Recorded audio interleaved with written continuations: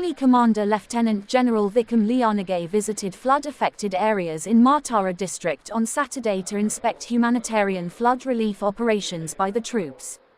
Major General R.A.J.N. Ranasinghe, General Officer commanding 61 Infantry Division, presented a comprehensive brief on the present developments as regards floods in the Matara District at 3 Gemunu Watch Camp premises in Matara, with special focus on worst affected Malambada and Athadawa areas.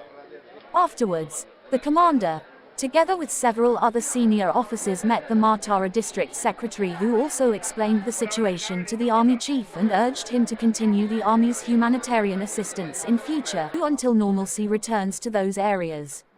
Army Commander also visited the Malambada Divisional Secretariat premises and met with the Divisional Secretary, where the Army maintains a temporary kitchen for preparation of cooked meals, which provides meals for more than 3,000 people every day. The commander and other senior officers had a field visit around the worst affected Malambada area and witnessed how the troops are engaged in flood relief emergencies.